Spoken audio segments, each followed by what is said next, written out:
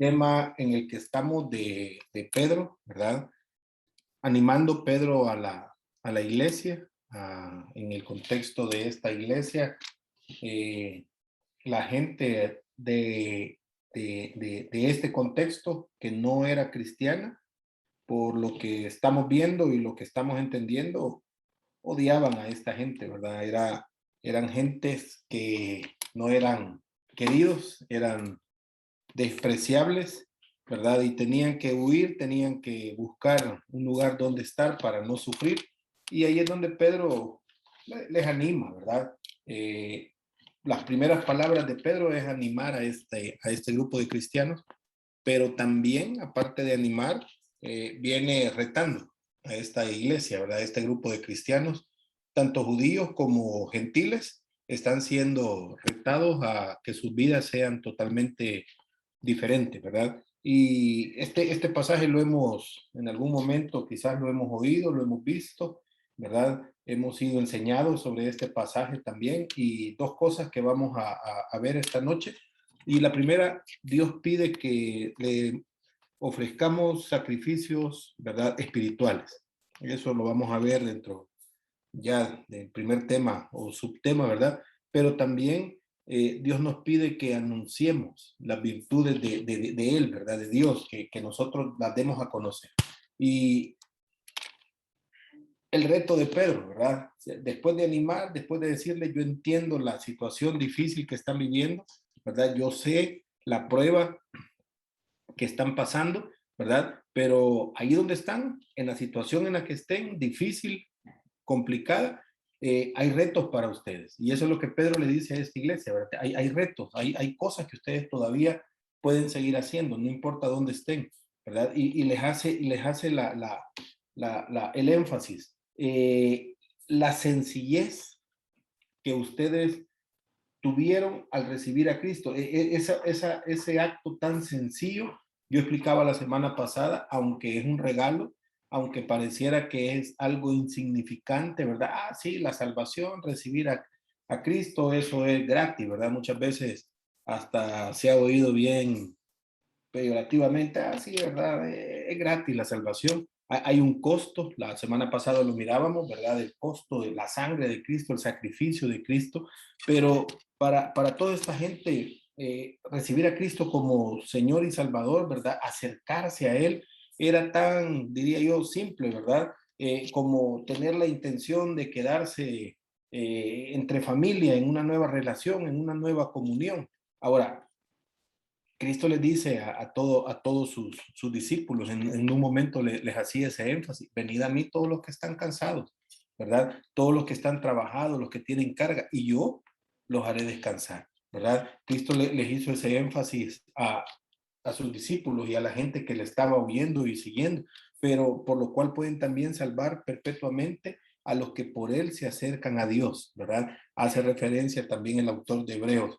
Cristo es la fuente de salvación, ¿verdad? Para todas las personas. Cristo es el todo con respecto a la vida eterna en la vida de una persona, ¿verdad? Y Pedro busca la manera de hacerle entender a esta congregación, a esta iglesia, que todo comienza en Cristo, ¿verdad? Y luego de animarlos, luego de decirles todas las promesas espirituales que ellos tienen, ¿verdad? Vuelve a hacer el hincapié Pedro en el capítulo 2, versículo 4 al 8, de lo que Cristo es en la vida de cada uno de ellos, en la vida de la iglesia, ¿verdad? Lo que Cristo es de manera personal para cada uno de estos hermanos dentro de esta congregación y para nosotros también, ¿verdad? ¿Y cómo hace el énfasis Pedro en el versículo 4? Estoy en el capítulo 2 ahora mismo, ¿verdad?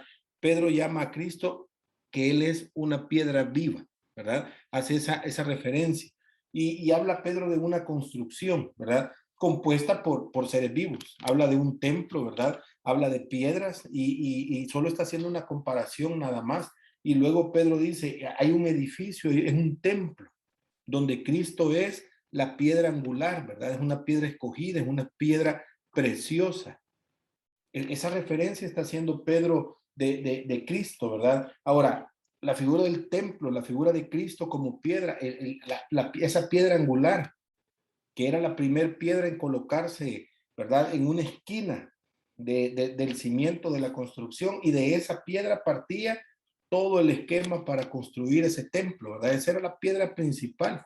Se ubicaba con mucho cuidado, ¿verdad? Para que tuviera la orientación correcta de todo el edificio, de todo lo que se fuera a construir, ¿verdad? A base de esta roca, de esta piedra, los albañiles tendían hilos para que las paredes pudieran quedar rectas y las esquinas quedaran exactamente, ¿verdad? En escuadra.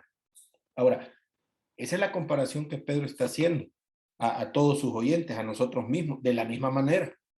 Cristo hoy en día es la norma, ¿verdad? Es la plomada, es el maestro, es el guía de nuestras vidas para que ese edificio espiritual que se construya según el diseño que Dios mismo ha establecido, ¿verdad? Es que la medida, le dice Pedro a esta iglesia, es Cristo, para que este edificio, para que la iglesia pueda ser construida tal como Dios ha planeado que la iglesia sea, ¿verdad? El cristiano hoy, y ese es el planteamiento de Pedro del versículo 5 al versículo 6, el cristiano ahora es una piedra viva en ese templo, ¿verdad? Ahora, se requieren muchas piedras para edificar un templo, y eso lo entendemos, pues vemos un templo y hay cuánto material, ¿verdad? Y los creyentes representan cada una de esas piedras, donde Cristo es esa piedra principal, para que ese edificio bien conformado, ¿verdad?, pueda impactar la vida de las personas, y ese es el punto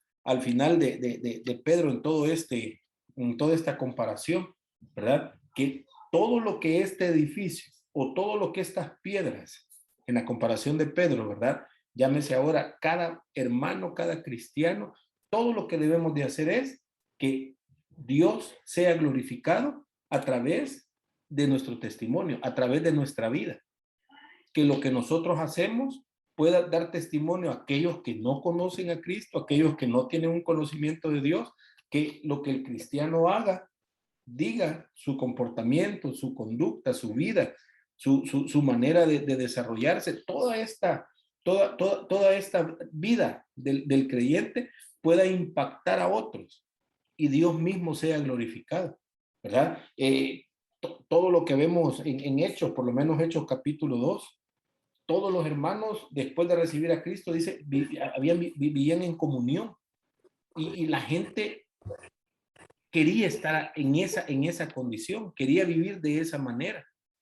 Iban al templo, luego compartían en las casas, y algo interesante en Hechos del capítulo 2 en adelante es que y más personas se agregaban y más personas querían estar en esa comunión de hermanos, porque estaban viendo algo totalmente diferente, ¿verdad? Efesios, si buscamos por favor capítulo 2, versículo 21 y 22. Efesios capítulo 2, versículo 21 y versículo 22.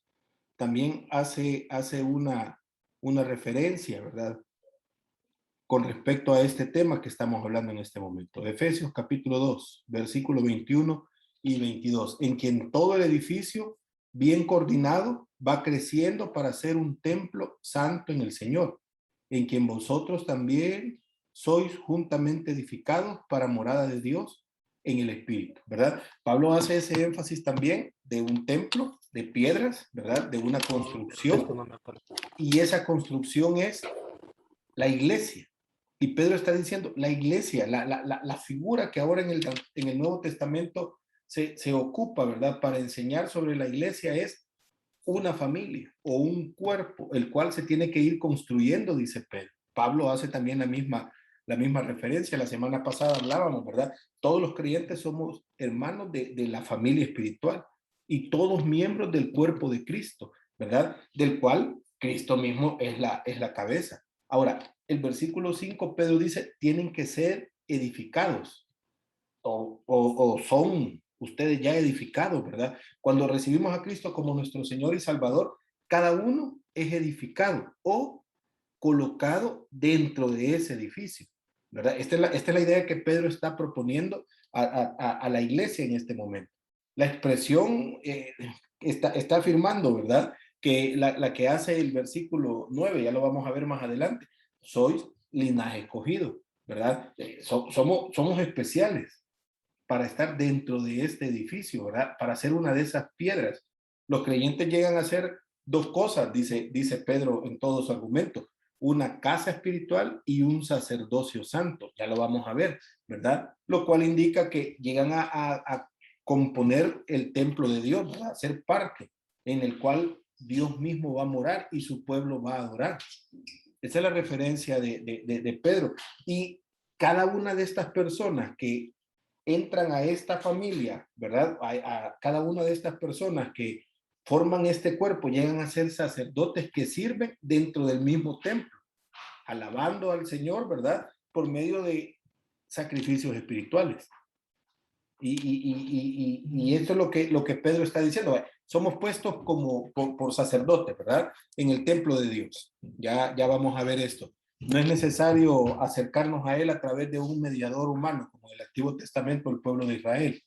Tenían que ir al sacerdote, ¿verdad? El cual era el mediador entre Dios y el pueblo en ese momento. Ahora no.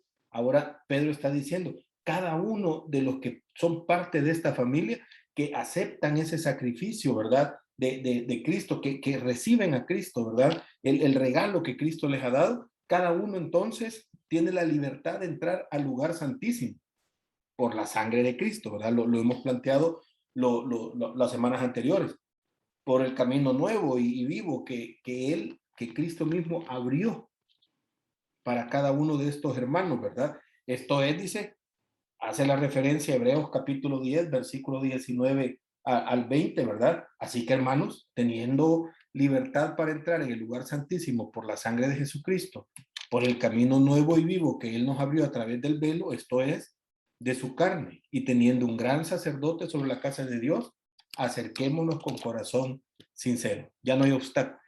Pedro dice, dentro de esta familia ya no hay obstáculo para ir a la presencia de Dios. Antes de la venida de Cristo, para el pueblo, para cada judío, sí, podríamos decir, había un obstáculo para llegar delante de Dios. El pueblo ofrecía en el templo sacrificios de animales y de granos, ¿verdad? Todo el Antiguo Testamento nos hace esa referencia. Hermano Juan Carlos. Tenían que estar ofrendando, tenían que estar llevando sacrificios. Pero a través de Cristo, cuando Él se ofreció como Cordero de Dios, ese sacrificio perfecto, ¿verdad? El cual pagó nuestros pecados para librarnos de esas obligaciones. Hebreos lo plantea así. No se necesita más sacrificio para que nosotros podamos expiar nuestros pecados. Pero la Biblia, ¿verdad? Habla de algunas cosas que debemos de llevar a Dios como una ofrenda de adoración y de gratitud, ¿verdad? ¿Cuáles son? Voy a dar una cita, por el tiempo no lo vamos a buscar, pero a lo mejor usted lo puede anotar. Salmo 51, 17. Dice, hermano, sí, dígame, hermano. Perdón, es solo una duda. ¿Sí? Eso que va a mencionar tiene que ver con ofrecer los sacrificios espirituales. Sí, serían nuestros sacrificios espirituales. Okay. Así es, gracias. Salmo 51, 17, la confesión de pecados, ¿verdad? En nuestras oraciones, ¿verdad? Parte de la oración es perdonar nuestros pecados, como también nosotros perdonamos nuestras ofensas, como también nosotros las perdonamos, ¿verdad? Confesamos delante del Señor nuestros pecados. Romanos 12:1, la vida entregada a Dios. Es, como decía el hermano Raúl, parte de esos sacrificios espirituales que nosotros vamos a mostrar delante del Señor. Romanos 15:16, las personas que traemos al Señor. Parte de este trabajo, ¿verdad? Que debemos de hacer es dar testimonio a otros también. Filipenses 4:18, la ofrenda para la obra. Hebreos 13:15, la alabanza a Dios. Hebreos 13:16, el hacer el bien y la ayuda mutua, ¿verdad?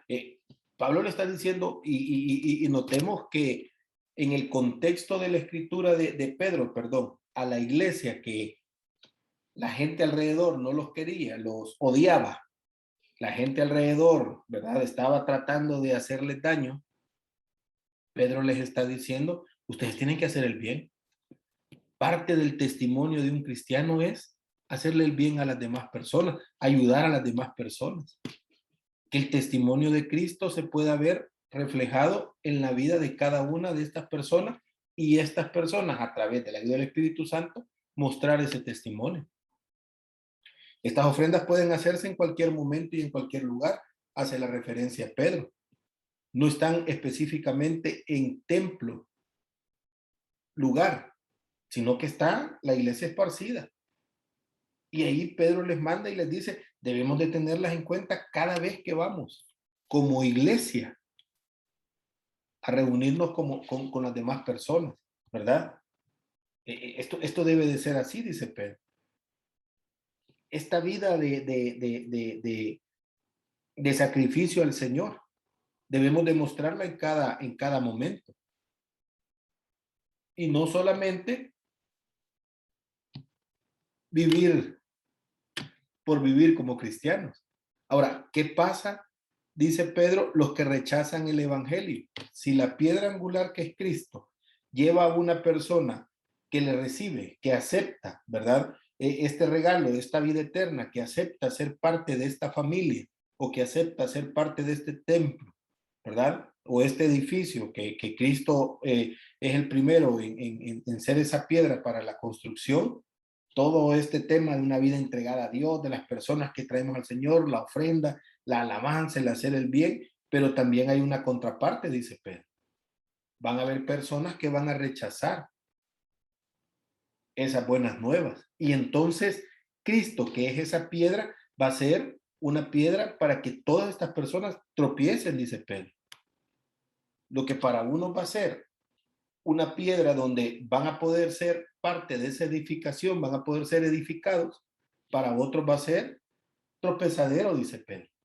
Para otros va a ser algo que les va a afectar. Ahora, Cristo mismo no fue bien visto en el contexto cuando él estuvo en la tierra. Su imagen, a sus seguidores, las demandas, las enseñanzas que estaba ofreciendo a un grupo de personas, ¿verdad? No lo aceptaron. ¿Cuál fue el resultado? Bueno, rechazaron su vida, rechazaron su perdón y rechazaron la esperanza que Cristo traía para estar en comunión con Dios. Eso es lo que pasó con estas personas que no lo aceptaron. Pablo lo explica de una manera totalmente diferente, Primera de Corintios 1:18, porque la palabra de la cruz es locura a los que se pierden, pero a los que se salvan, esto es a nosotros, es poder de Dios. Entonces, Pedro hace el planteamiento y dice, Cristo para unos va a ser de bendición, pero para otros va a ser de tropiezo, ¿verdad? Ahora, esperaría yo que para los que estamos aquí sea de bendición. La palabra de Dios, Cristo en nosotros. Ahora, antes de dejar todo esto y la enseñanza que de una u otra manera Pedro está dándole a la iglesia para animarlos, una idea fundamental es que los hombres que rechazaron a Jesús definitivamente perdieron esa oportunidad de ser salvos. Están rechazando ese sacrificio que Cristo está haciendo. Además de la manera en que Cristo es escogido y precioso para el Padre, así también los creyentes, así también los que quieren ser parte han sido, diría yo, elegidos para este privilegio. Ahora, yo decía en la primera semana, ¿verdad? Juan 3:16, todos, todos, el amor de Dios es para todos, porque de tal manera amó Dios al mundo, a todos, y entregó a su Hijo. Pero cada persona va a decidir, ¿verdad? Aparte de todo esto, dice Pedro, somos sacerdotes que vamos a estar para ministrar, para servir a Dios en ese templo espiritual y ofrecer esos sacrificios espirituales. También Pedro hace una referencia, ¿verdad? Y para los que no conocen a Cristo, el versículo 8, ¿verdad?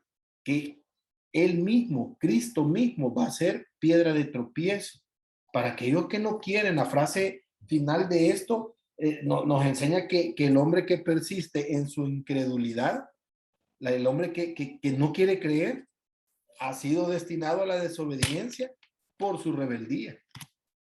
Ahora, ¿cuál es nuestro trabajo, hermano? Impactar a esta gente. Juan hace la referencia, ¿verdad? El que no cree ya ha sido condenado. Unos cuantos versículos abajo del versículo 16. Juan 3:18, la segunda parte. El que no cree ya ha sido condenado porque no ha creído en el nombre del unigénito Hijo de Dios. Esa es la referencia que Juan está haciendo también. Ahora, ¿cuáles virtudes son las que nosotros debemos de anunciar? Pedro continúa en este tema de grandes privilegios para la iglesia, ¿verdad? Para estos cristianos, ¿verdad? Ahora sabemos que en la actualidad que la iglesia es ese pueblo de Dios, un privilegio que en el Antiguo Testamento no le pertenecía a nadie más que al pueblo de Israel, ¿verdad? Éxodo capítulo 19, versículo 6, o Deuteronomio capítulo 7, versículo 6, haciendo la referencia al pueblo judío como el pueblo de Dios. Pero ahora Pedro está diciendo que los gentiles, que esto era una idea totalmente revolucionaria, diría, ¿verdad? El ser identificados con esa frase, linaje escogido, real sacerdocio, nación santa, pueblo adquirido por Dios. Esto era una locura definitivamente, ¿verdad? Porque estos nombres solo representaban a los judíos. Pero ahora dice Pedro, no importa si usted es judío, si es griego, no importa la nacionalidad, no importa la raza, no importa la cultura. Usted puede ser linaje escogido, real sacerdocio, nación santa, pueblo adquirido por Dios. Porque Cristo abrió la puerta. Ahora, ¿qué significa cada uno de esos puntos? Y aquí nosotros, como decía al inicio, ¿verdad? Probablemente lo hemos escuchado. La nación judía fue elegida con el fin de ellos ser los mediadores como pueblo, ¿verdad? Como nación entre Dios y el resto de la humanidad. El papel era de sacerdotes, mostrar a Dios, servirle a Dios y que todas las naciones pudieran ver cómo era una nación viviendo bajo la adoración a Dios, bajo el servicio a Dios, que toda la humanidad pudiera ver, ¿verdad? El carácter, las obras de Dios reflejándose en la vida de esa nación. Eso es lo que el pueblo de Israel tenía que hacer. Ahora, ¿pero qué dice Romanos 2:24? Que los judíos no cumplieron su tarea. Y hoy por hoy, muchos cristianos de igual manera no están cumpliendo su tarea de mostrar a Dios, ¿verdad?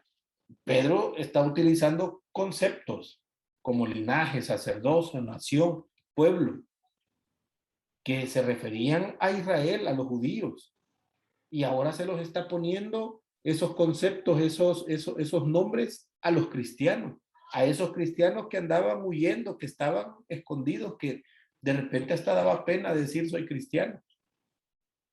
Y Pedro está diciendo, ustedes son todo eso, ustedes son llamados así, porque en la época de la iglesia, el pueblo de Dios, el instrumento para alcanzar al mundo son ustedes. Eso es lo que Pedro le está diciendo, ¿verdad? Ustedes como iglesia ahora cumplen esas funciones que el pueblo de Israel tenía antes de la venida de Cristo. Pero le dice Pedro, no vamos a dejar de pensar que la iglesia puede sustituir, ¿verdad? O puede quitar de en medio al pueblo de Israel. El pueblo de Israel tiene su propio trato con Dios. Hoy por hoy, en este tiempo, en este momento, en este paréntesis, diría yo, la iglesia tiene este privilegio. Pero el trato de Dios con el pueblo de Israel, este es un trato que va a llegar hasta la eternidad. Pero hoy, en este paréntesis, ¿verdad? En el tiempo de la gracia, en el tiempo de la iglesia, ese papel es el que la iglesia está jugando. Y eso es lo que Dios espera que la iglesia como linaje escogido, haga, impactando la vida de aquellos que no le conocen a Dios, ¿verdad? Pero dice Pedro, también ustedes son real sacerdocio, haciendo la referencia, ¿verdad?, de la responsabilidad de anunciar las virtudes de Dios, sus atributos y sus obras. Todo lo que revela la gloria de Dios. Eso es lo que dice Pedro, ustedes deben de hacer como iglesia. Y yo voy uniendo, ¿verdad? Autores. Pablo enseña que Dios tiene el propósito de que lleguemos a ser conforme a su imagen. Y eso es lo que nosotros debemos demostrar a las demás personas, ¿verdad? Cuando nuestra vida manifiesten el carácter de Dios, entonces las demás personas van a comenzar a conocer la excelencia de Dios. Pero dice Pedro, dice Pablo también, es la iglesia la que debe demostrar esos atributos de Dios, el carácter de Dios. Cada una de esas piedras, dice Pedro, y esta es la idea que Pedro está estableciendo, ¿verdad? Cada una de esas piedras debe de reflejar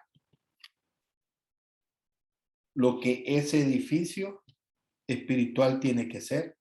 Los hombres deben de reconocer que el Señor de los cristianos es el único Dios soberano, eterno y el Salvador de la humanidad. ¿Y cómo lo van a hacer? ¿Cómo las personas van a reconocer eso? A través de la vida de cada uno de los creyentes. Creyentes que van a vivir vidas santas, ¿verdad? Creyentes que van a testificar a los demás lo que Dios quiere mostrar a cada uno de cada una de las personas, ¿verdad? El concepto de Pedro es grande, el concepto de Pedro es fuerte, ¿verdad? Los reyes en el Antiguo Testamento, ¿verdad? No tenían este privilegio de ser sacerdotes, aunque eran los líderes, pero no podían ser los sacerdotes, porque los sacerdotes estaban consagrados al servicio del rey, pero no del rey terrenal, sino del rey de reyes. Y nosotros, definitivamente, ¿verdad? La referencia de Pedro hacia nosotros es, estamos al servicio de Dios, ¿verdad? Los sacerdotes cuidaban su vida personal, espiritual y moral para agradar a Dios.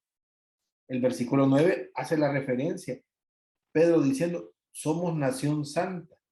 Y hace también el énfasis de debemos de vivir separados del pecado y de las costumbres del mundo. Eso es lo que Pedro está diciendo cuando hace ese énfasis de real sacerdocio, ¿verdad? No todos los sacerdotes judíos tenían las mismas responsabilidades, pero todos se identificaban con el sumo sacerdote, eso sí. Y no era solo ustedes van a ser real sacerdocio, ¿verdad? Amén, sino que todo lo que implicaba el sacerdote en el Antiguo Testamento, su trabajo, su obra y todo el impacto que ese sacerdote tenía que dar a las personas. Y Pedro está diciendo, así ahora la iglesia debe de caminar. El creyente es un sacerdote que ofrece sacrificios espirituales y anuncia las virtudes de Dios. Ustedes son, dice Pedro, real sacerdocio. Ustedes son un linaje escogido, ¿verdad? ¿Por qué comienza Pedro al inicio diciendo, miren todas estas bendiciones espirituales que ustedes tienen? Porque ahora hay un reto. Y Pedro está diciendo, el reto no es fácil, ¿verdad? En momentos difíciles, en momentos de dificultades, es cuando nosotros debemos demostrar el carácter de Cristo. Es cuando nosotros debemos demostrar quién es Dios. Pero también dice Pedro, ustedes son una nación santa. Cuando comenzamos el capítulo 1, Pedro exhortó a los creyentes a ser santos y la referencia que ocupa es, yo soy santo, dice el Señor. Sean santos porque yo soy santo. Esa es la expresión que Pedro utiliza, ¿verdad? Esto mismo dijo Dios al pueblo de Israel. Esta es la misma exigencia de Dios al pueblo de Israel. El pueblo de Israel no lo hizo, ¿verdad? No obedecieron. Pero a través de Moisés, Dios estableció todo lo que él quería para que el pueblo de Israel fuera de testimonio a las demás naciones. No lo hizo el pueblo de Israel, ¿verdad? A la vida nacional, la vida comunitaria, la ética personal no se cumplió en el pueblo de Israel, ¿verdad? Y el mundo no comprendió entonces, no entendió que Dios era el único Señor santo y verdadero del pueblo de Israel. No lo entendió, ¿verdad? Salmos hace referencia de Jehová entre todos los dioses, el pueblo de Israel con sus cantidades de dioses, y en más de algunos, ¿verdad? Y cuando todos fallan, bueno, Jehová Dios, ¿verdad? Porque Jehová es el que nos va a ayudar después de probar cuantas cosas. Ese era el movimiento que el pueblo de Israel tenía, y eso es lo que las naciones también estaban haciendo. Y comenzó el pueblo de Israel a imitar a las naciones y comenzaron a llevar lo agradable de las naciones. Y Pedro le dice a la iglesia, ustedes son una nación santa, ¿verdad? Totalmente diferente. Hoy en la actualidad, ¿verdad? Dios mismo le da el privilegio y la responsabilidad a la iglesia de cumplir ese propósito. De una manera, está haciendo referencia Pedro de una manera personal. Es que yo no me voy a evaluar por lo que la iglesia hace, el conjunto de hermanos dentro de un templo hace. Yo me voy a evaluar por lo que Pedro está diciéndome de una manera personal, lo cual debo de hacer, cumplir el propósito de Dios cuando me dice que soy real sacerdocio, linaje escogido, nación santa, yo de una manera personal. Ahora, si el conjunto de hermanos dentro de este templo llamado iglesia dicen vamos a hacer lo mismo, el impacto va a ser más grande. Pero muy probablemente muchos dirán, no, no, no, ¿verdad? Yo solo vengo por los milagros y la comida, como cuando Cristo estaba en la tierra. Pero la exigencia de Pedro a la iglesia es, ustedes deben de reflejar al mundo, ¿verdad? La santidad de Dios, la soberanía de Dios. Ustedes deben de reflejar, ¿verdad? Al Dios verdadero, les dice Pedro. Cada uno, es un reto de cada uno.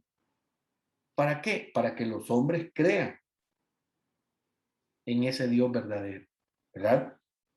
Ahora, la pregunta, ¿verdad? ¿Impactan al mundo en esa forma nuestras vidas? ¿O nuestra iglesia impacta al mundo? ¿O no impactamos? No impactamos a nadie, la iglesia no está impactando a nadie. Es un tema que debemos de evaluar. Probablemente la iglesia no impacte a nadie, ¿verdad? Pero la pregunta entonces es, nosotros estamos impactando a alguien, nosotros como de una manera personal, estamos impactando a alguien, estamos logrando mostrar a una persona quién es Dios a través de lo que decimos, a través de la manera en cómo vivimos, estamos impactando a alguien, ¿verdad? Pero otra de las exigencias, diría yo, de Pedro es, ustedes son pueblo adquirido por Dios. Una cosa es que usted sea real sacerdocio, una cosa es que usted sea linaje escogido, una cosa es que usted sea nación santa. Pero dice Pedro, somos un pueblo que pertenecemos a Dios, ¿verdad? La mayoría de los lectores de esta carta, ¿verdad? En el contexto de la escritura de Pedro, esa gente que estaba huyendo, ¿verdad? Que sabía que no era bien vista por la sociedad, no todos eran hebreos. No todos eran hebreos. En ese tiempo, ¿verdad? Dios tenía que decir a los gentiles que no eran pueblo, porque no pertenecían, porque no habían sido elegidos para representar al mundo en el contexto del Antiguo Testamento, pero ahora llama a todos los creyentes por igual,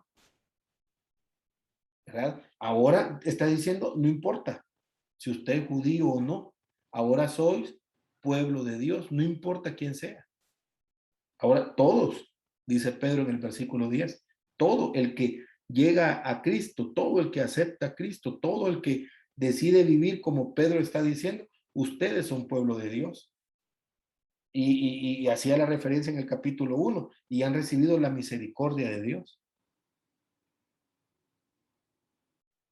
Por eso son pueblo de Dios, porque Cristo nos compró con su sangre en la muerte en esa cruz, ¿verdad? El énfasis de Pedro.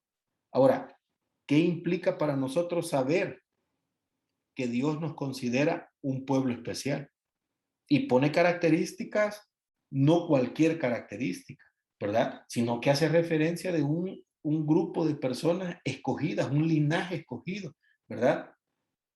Y nos pone un trabajo, ¿verdad? Una vocación bien, bien importante, un real sacerdocio, ¿verdad? Y hace una referencia, Pedro, de el tipo de nación que Dios quiere que sea la iglesia, una nación santa que muestre al mundo, ¿verdad? El carácter y lo que Dios mismo es. Ahora, del versículo 9 al versículo 10, ¿cuál frase de las que Pedro utiliza nos motivan más? Y aquí yo abro el espacio, ¿verdad? Para que compartamos. ¿Qué frase del versículo 9 y 10 nos motivan más? Yo he mencionado, todas las he mencionado, ¿verdad? Pueblo adquirido por Dios, nación santa, real sacerdocio, linaje escogido, ¿verdad? Esas virtudes que debemos demostrar. ¿Cuál es una de esas virtudes, diría yo, la frase que más nos motiva? Hermano, Sí, hermano Ramón. para mí, pues, creo que es esto del sacerdocio y nación santa. Primero porque cuando usted habló de sacerdocio, habló acerca del servicio a Dios. Sí. Y yo pienso que eso es bien determinante en cuanto a nuestra vida y nuestra relación con el Señor, la clase de servicio que le damos a Dios. Y tenemos que estar conscientes que Dios nos ha llamado, claro, para salvarnos, pero también para que nosotros podamos estar al servicio de Dios a fin de poder llevar esas buenas nuevas a las personas que lo necesitan. Y en relación a la palabra nación santa, cuando usted, me gustó eso que dijo, una exigencia de Dios. Y realmente tenemos de ser conciencia en relación a eso. Tenemos que marcar, digamos, una diferencia entre el mundo y la iglesia. Y tal vez no una diferencia de decir, nosotros somos mejores porque estamos aquí. No, me refiero en cuanto al estilo de vida que debemos de tener, porque a veces el impacto en las personas no solamente es a través de lo que nosotros podamos hablar, sino también a través de nuestra vida. Sí. Y entonces me gustó eso para mí es importante. Vi que primero levantó la hermana Ara y después Saraí, ¿verdad? ¿Quién iría primero? Ahorita Saraí tiene la mano en alto. ¿Sí? Bueno, en la parte del real sacerdocio, pues Dios cuando escogió a los sacerdotes, los levitas, pues ellos tenían que ser cuidadosos al momento de servir. Tenían que preparar todo para Dios, tenían que ponerlo de la forma, bueno, ponerlo y hacerlo de la forma más adecuada posible, como Él se lo merece. Entonces, como ahora nosotros tenemos una gran responsabilidad, no solo con la iglesia, sino también con los de afuera, sirviendo a Dios de la mejor manera como lo hacían los levitas. Entonces me gusta lo de real sacerdocio porque representa la importante responsabilidad que tenemos.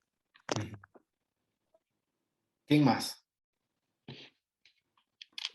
A mí lo que más me llama la atención del versículo 9 es que dice que somos escogidos. O sea, como lo hemos visto en otras partes, dice que Él nos escogió desde antes que naciéramos. Y me gusta cómo refuerza en el 10, porque vosotros, dice, que antes no eran, pero que ahora ya fuimos adoptados, porque ya entendimos, alcanzamos la misericordia. Así es. Eso mismo debemos de transmitir a los demás. Usted mencionaba que debemos de impactar con el testimonio. Entonces debemos de vivir, ser buenos sacerdotes, no solamente en el servicio, sino en todo lo que hacemos. Habíamos visto clases pasadas cuando decía de la obediencia, que eso también es parte del servicio, hacer las cosas de forma diligente, inmediatamente. Y para mí es la parte que más me llama la atención, de que fuimos escogidos. Y que, pues, a pesar de que nos equivoquemos, pues no perdemos eso, sino por su infinita misericordia debemos de seguir. Es todo, hermano. Sí, gracias. Hermano Carlos, Adrián.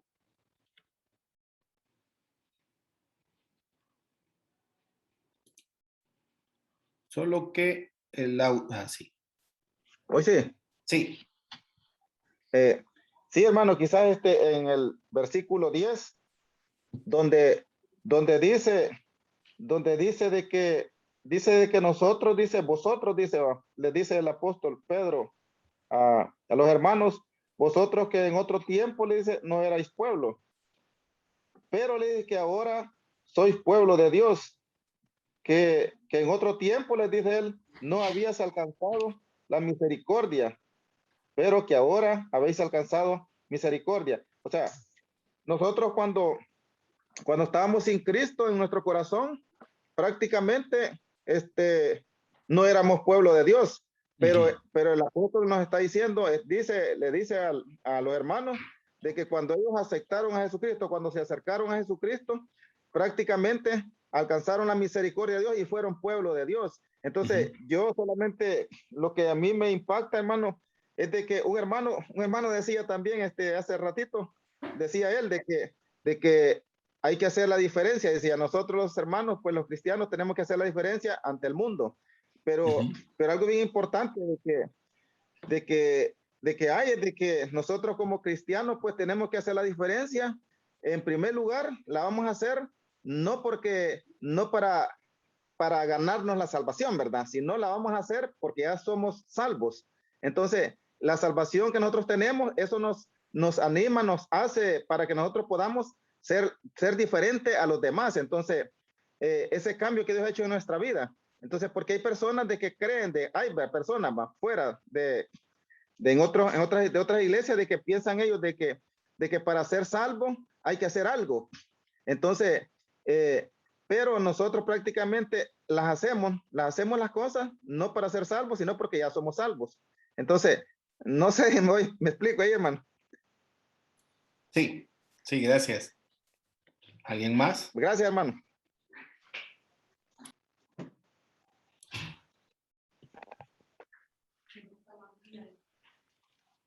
Bueno, recordemos esta iglesia, ¿verdad? Vivía en medio de gente que los odiaba, ¿verdad? Eso es, en el contexto es así, ¿verdad?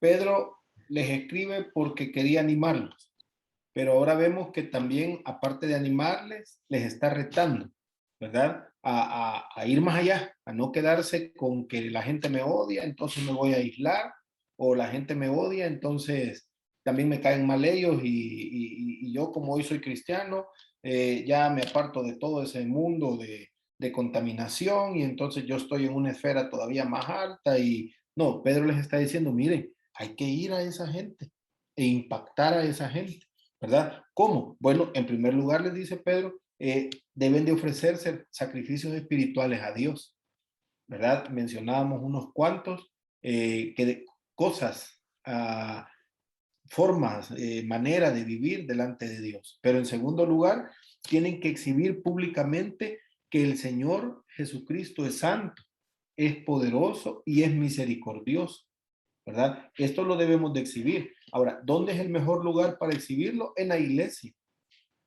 Y quizás con mucho respeto y con mucho cuidado voy a decir esto, ¿verdad?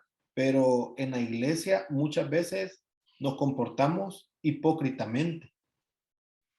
Llevamos nuestra Biblia, quizás la más grande que tenemos, ¿verdad?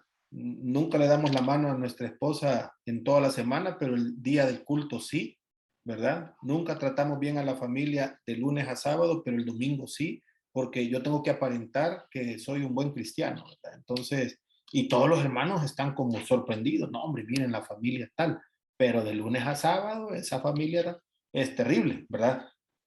Tenemos que mostrar a Cristo. lunes, martes, miércoles, jueves, viernes, domingo, sábado, todos los días. Tenemos que mostrarlo, ¿verdad? La misericordia de Dios, los 7 días. La santidad de Cristo, los 7 días, ¿verdad? Que Él es poderoso, los 7 días. Ahora, ¿cómo les dice Pedro que van a lograr esto? A través de su conducta y a través de su testimonio. Y aquí está complicado, hermano, ¿verdad? Porque servir en la iglesia es fácil. Digo yo que es fácil, aunque yo sé que es difícil. Pero servir en el trabajo, servirle a los inconversos, servirle al jefe que es malo, servirle a todas las personas que no tienen a Cristo en su corazón, pero hay que servirles. Y eso es lo que Pedro le está diciendo a esta iglesia. Es el reto que Pedro les está poniendo. ¿Por qué? Porque dice Pedro, es que esta gente tiene que conocer a Cristo.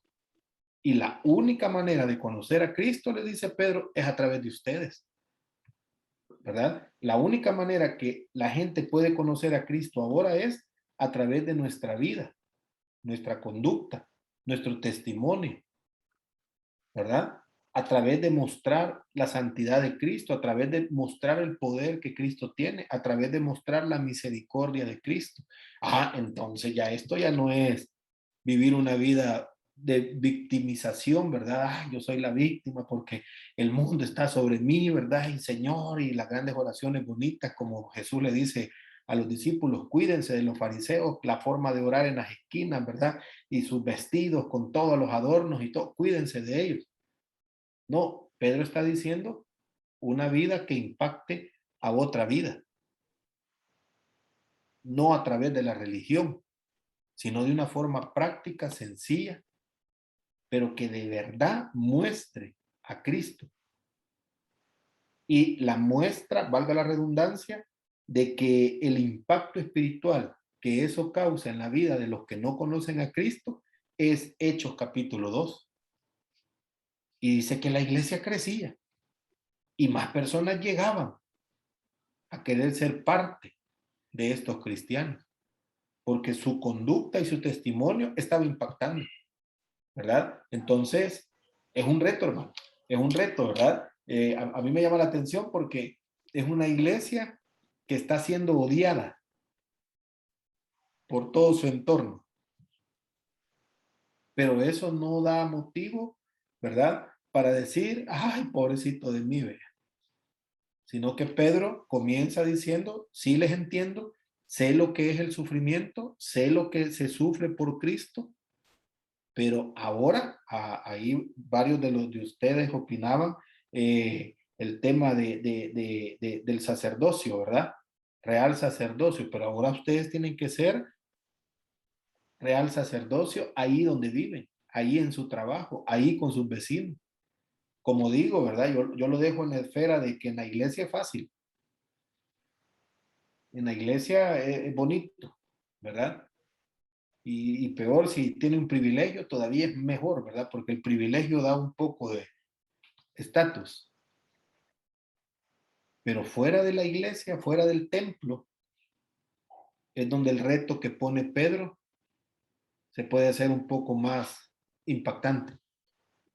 Con aquellos que no conocen a Cristo, con aquellos que nos odian, con aquellos que se burlan del cristiano, con ellos nuestra conducta, nuestro testimonio puede ser más impactante. ¿Y cómo los vamos a impactar? Bueno, mostrándoles a Cristo. Y 3 características ha dado Pedro de Cristo, ¿verdad? Su santidad, su poder y su misericordia. Y eso es lo que Pedro le dice a esta iglesia. Y eso es lo que nosotros ahora estamos viendo, ¿verdad? Yo voy a mostrar a Cristo, su santidad. ¿Cómo? Viviendo como el reto que Pedro pone, ser santo porque yo soy santo, ¿verdad? El poder de Dios y la misericordia, ¿verdad? Que, dice Pedro, eso es lo que un cristiano también debe de tener, ¿verdad? Eso es lo que un cristiano debe de tener. Así que, hermanos, hombre, y Pedro comienza bien bonito, ¿verdad? Que la misericordia de Dios, que el amor, que la bondad y que ese impacto hacia nosotros. Y uno dice, ay, qué bonita primera de Pedro, perdón, pero cuando comienza ya el reto, ¿verdad? Cuando comienza ya Pedro a retar a esta iglesia que está siendo odiada, que está sufriendo, ¿verdad? Entonces, ahí es donde ya nosotros tenemos que tomar decisiones y decir, bueno, la verdad es que estoy sufriendo, ¿verdad? La verdad es que estoy en una condición difícil, pero mi responsabilidad es dar testimonio de Cristo. Pero mi responsabilidad es que las personas lleguen a los pies de Cristo por mi conducta y por mi testimonio, ¿verdad? Y si puedo hablar, mejor.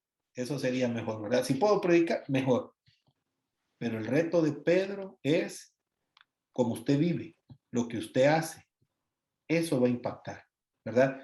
Hoy por hoy la gente está cansada de oír el mensaje del evangelio, ¿verdad? Porque es el mismo y ya, sí. La gente quiere ver ahora el mensaje del evangelio. Eso es lo que la gente quiere ver. Si no, donde usted trabaja, donde usted vive, ¿verdad? Percátese. Ya la gente oír el mensaje del evangelio, de repente ya no.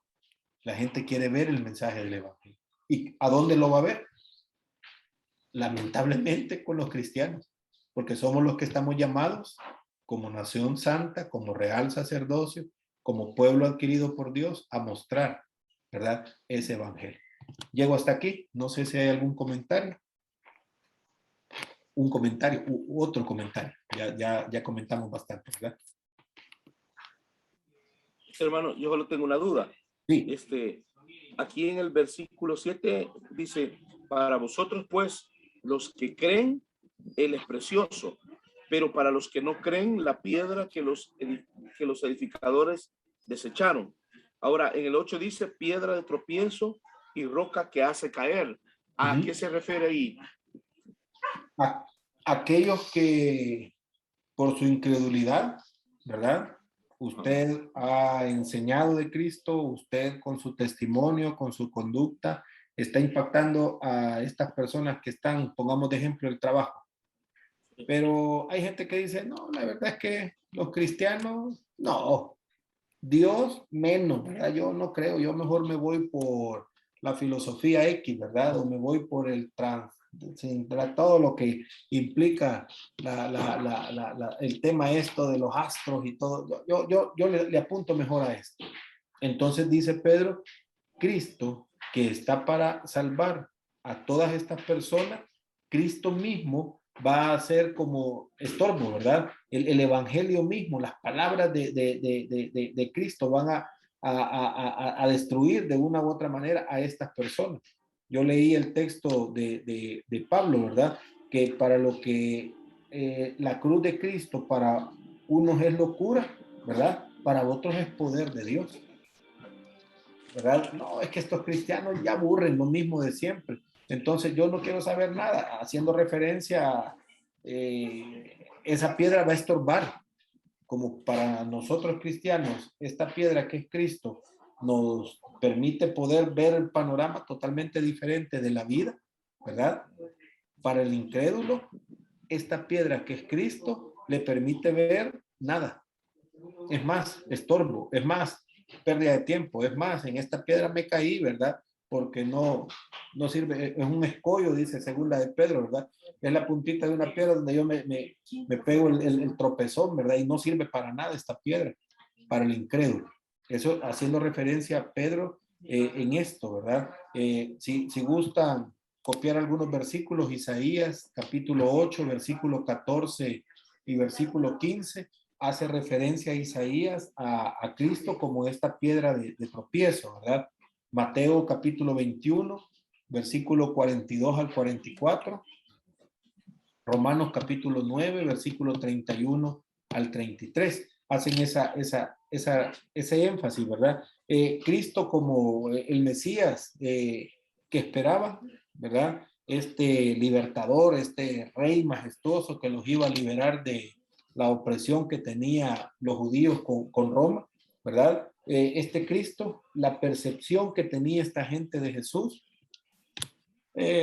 cuando lo vieron que lo que quería era establecer un reino espiritual, fue una decepción total para estos judíos, para los sacerdotes, para los líderes. Ellos querían un Cristo que viniera a reinar ya, políticamente, socialmente, pero cuando Cristo mostró un reino espiritual, estamos locos, vea. No, si no, yo lo que quiero es comer, yo lo que quiero es salir de esta opresión, ¿verdad? Yo no quiero el sermón del monte que me diga cómo debo de vivir. Entonces, eso, haciendo esa referencia, Cristo tropezadero, ¿verdad? O sea que cuando se piedra de tropiezo y roca que hace caer, se refiere a la persona de Cristo.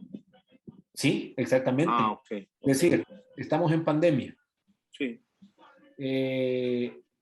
Salimos positivos. Hemos tenido muchos testimonios aquí en esta clase. Y usted dice, hermano, estoy positivo, estoy con un gran gozo. Yo, incrédulo, lo oigo, a mí me va a dar cólera. Sí. ¿Me explico? Ahora, Claro. ¿por qué usted como cristiano tiene un gran gozo?